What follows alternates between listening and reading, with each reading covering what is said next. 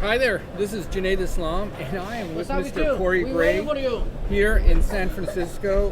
Corey, thanks for coming down. I really want to talk about USAID and the global perspective, but before, how's it going? What are you up to? And thanks to, what are you doing here in town? I feel like I nearly live here. I'm going to get in trouble with border security with this new government, but spent 29 days home in Australia on summer vacation with my family and been in Dubai and then straight up here, as you know, taking your advice. There's a lot going on there and here, and it's been a very busy week with the government. Yeah, so we're doing this report. It's supposed to be in January, but the group was already busy in January.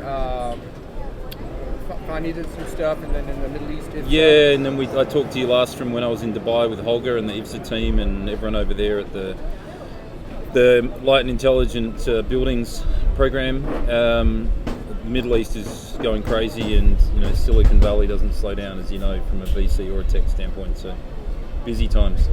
So I do have to talk about USAID. I know it was a shock to people in the United States, but for those of you who don't know, Corey and Smart Cities was being contacted by a number of governments last year on their desire for better transparency. In fact, we did a video with Bobby Varanasi, who's an expert in anti-corruption. We didn't talk about USAID, but we did talk a lot about the unhappiness a lot of governments were having and public advocacy groups on these large projects, where the money's going, how the vendors are being selected. So I guess from one perspective, while the shutdown of USAID was a shock, the problems I think were not, and there was a lot of discussion. So I guess you would want your perspective on two things. What are the governments who've contacted you said and are now saying, and then more importantly, what's the path forward? Yeah, I mean, contrary to the belief of a lot of people, there are people in government who do want to make a difference for their citizens. I think Churchill said democracy is the worst form of government apart from all the others.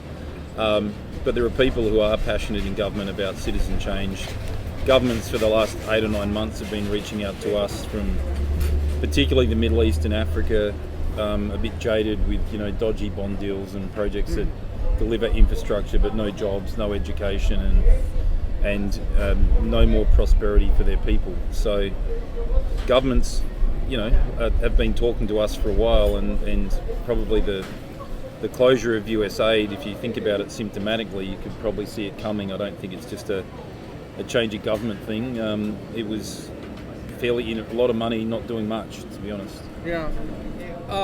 So I guess the important question is, how do we change it? What makes it better? Because again, you were doing this before the shutdown of USAID.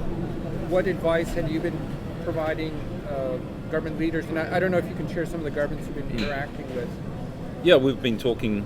We spoke with Khalid out of Palestine, and we've got Aviel in Israel. That's a huge part of the world that needs a lot of love and attention and collaboration and reconstruction. We've been talking with the Iraqis, with the Libyans, with the Congolese, the Moroccans, Ukrainians. We're an organisation that's about people, so that means getting involved in difficult things. Entrees arrived. So, try the clams if you're down here at Nick's Lighthouse at Fisherman's Wharf.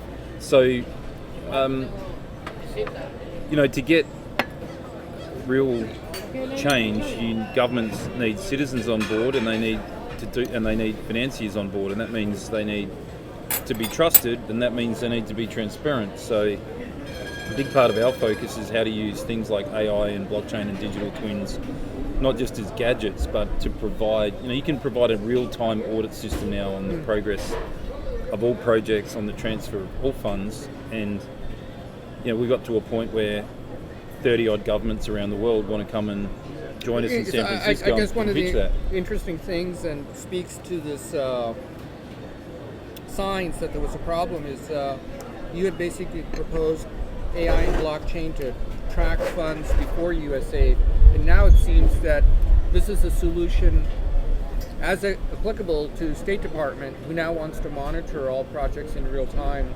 to the fact that you had people in Africa asking for this, and the Middle East. There are people in government who want transparency. As I said, transparency builds trust. If you look at all of the places where the wellbeing indices are the highest in the world for citizens, they're places where the trust in government index is high. Governments want citizens to back them. Governments want financiers to invest with them, and they want industry to do business with them. So is there a specific deal structure you're proposing through smart cities and what governments should follow in terms of best practices? And now I guess the State Department as well, in terms of how do you structure a deal to make sure it helps people, minimizes waste? Well, I think the first thing is deals that are 100% government funded or NGO funded typically are focused on dispensing of a budget, not necessarily benchmarked to really strong outcomes. So something, we're an organisation that is endlessly engaging cross-sector, government, private sector, academia, other NGOs.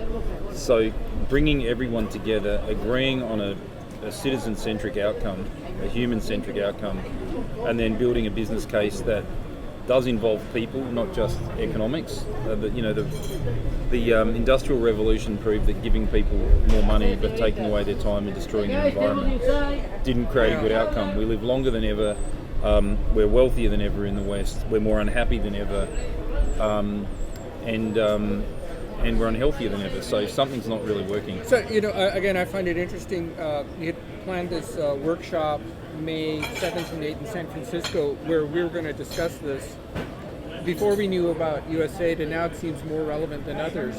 I know you've got a number of experts on finance, education showing up, but you also have a lot of government representatives as well as potentially people from the White House dropping in to see what's going on. Yeah, well, it was interesting. As I said, we've had about 30 different governments. We're very focused on Middle East and Africa at the moment. It's going to be in the next 50 years the biggest social and economic change on the planet. So a lot of governments are going to come present their projects. $24 trillion of minerals in the Congo, Libya rebuilding, Syria rebuilding, Iraq rebuilding, Palestine rebuilding, and obviously America has great interest in mineral reserves. It has great interest in energy, and so it's comforting, that now people from the new administration will be joining us as well to be in the discussion. Great. So for those of you interested in making sure smart cities really help people, making sure there's no corruption or waste, I'd encourage you to join our May 7th and 8th event here in San Francisco, where we're going to have a lot of experts in development, a lot of experts in technology, a lot of experts in policy and in investment all together. Yeah. So again, thanks for coming down here to and if you want clam chowder and you want to go driving around in a GT, on a come to Fisherman's Wharf. Warm day here in San Francisco. Thanks a lot. See everybody soon.